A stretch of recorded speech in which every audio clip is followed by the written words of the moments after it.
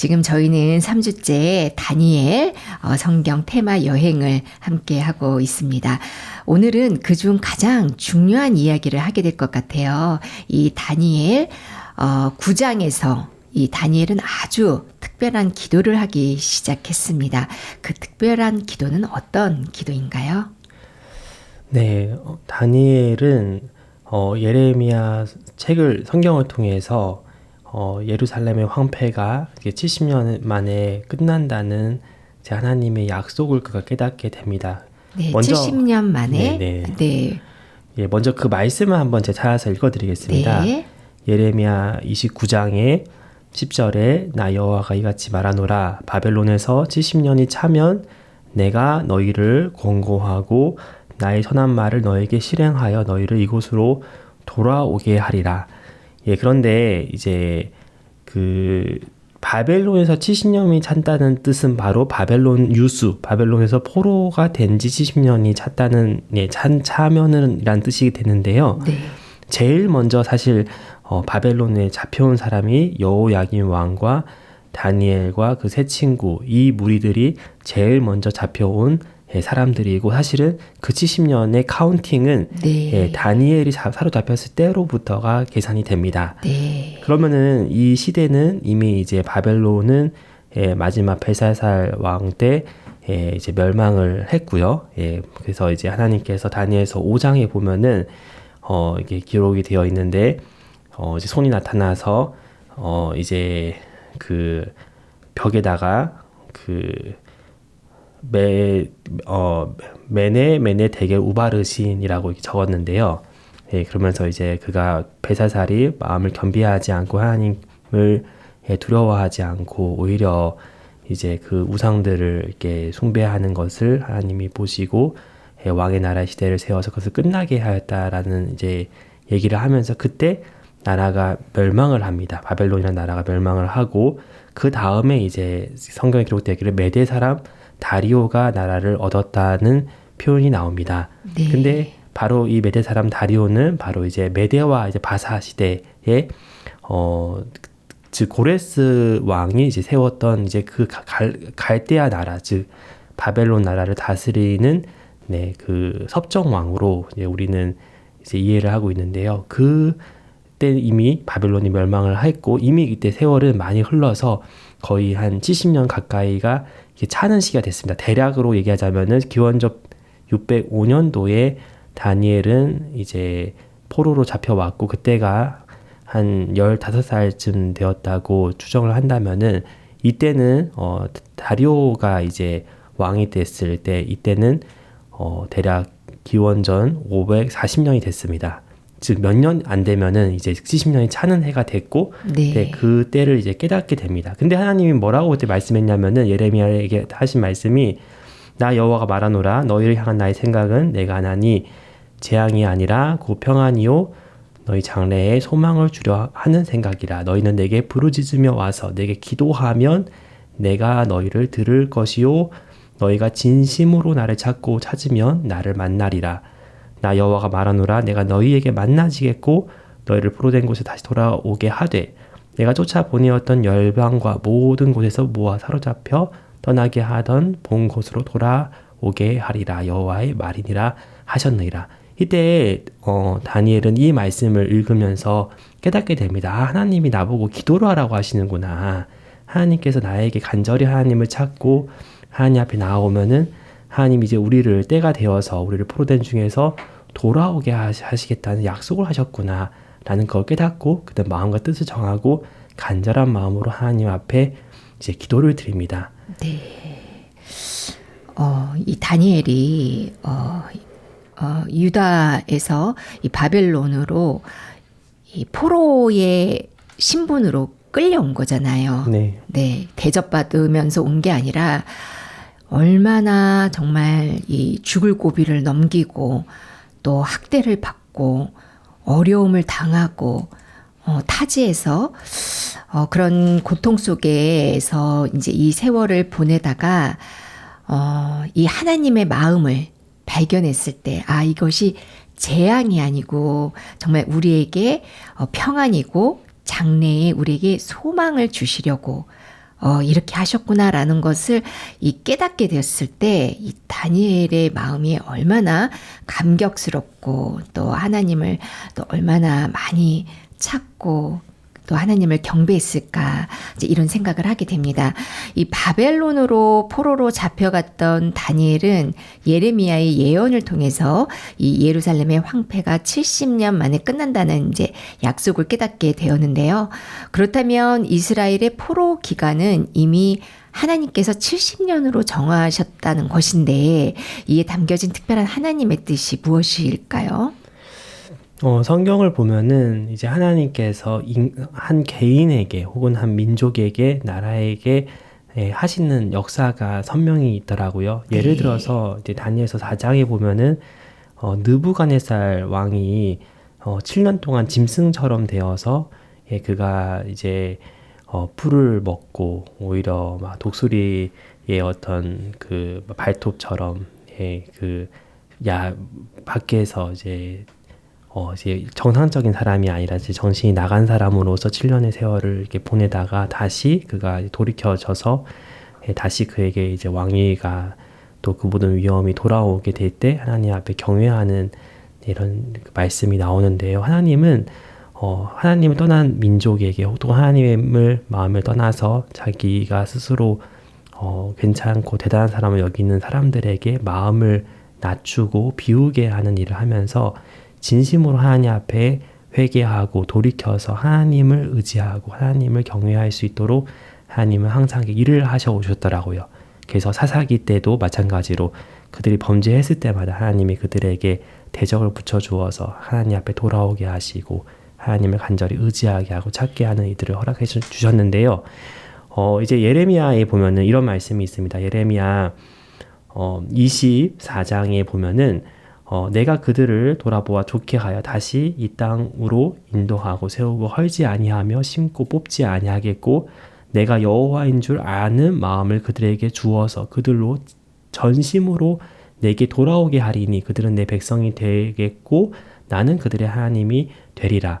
이제 하나님께서는 무엇을 약속했냐면은 그 이스라엘 백성들이 유대인들이 포로로 바벨론에 잡혀가서 거기서 하나님을 그들은 경외하고 하나님을께 돌아오고 하나님 앞에 구하고 하나님을 의지하고 하나님을 섬길 수 있는 그 새 마음을 그들에 주기 위해서 그들을 온전히 비우시고 바벨론으로 포로로 잡혀가는 일을 70년간 허락했다는 마음이 듭니다. 네, 다니엘은 이렇게 기도했습니다.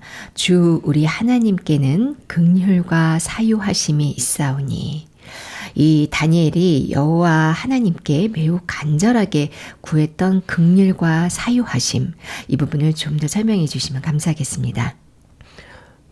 예수님을 만난 이제 한 율법사가 무엇을 하여야 영생을 얻으리까라는 질문을 했고 또 누가 내 이웃입니까? 라고 예수님께 물었을 때 예수님은 이제 한 강도 만난 자의 예화를 들어주시면서 그가 거반 죽었을 그때에 이제 어떤 사마리아인이 여행하는 줄 거기 이르러 그를 보고 불쌍히 여겼다는 이제 그 말씀을 이렇게 해주셨습니다. 그리고 가까이 가서 기름과 포도주를 그 상처에 붓고 싸매고 자기 짐승에 태워 주막으로 데리고 가서 돌보아 주었다는 얘기를 했는데 사실 예수님은 그 사람에게 꼭 알려주고 싶은 부분이 뭐였냐면은 너가 바로 거반 죽은 사람이야. 너가 바로 죄 때문에 거반 죽어서 정말 곧 있으면 죽을 수밖에 없는 사람인데 내가 너를 위해서 왔고 내가 너를 불쌍히 여기기 위해서 너를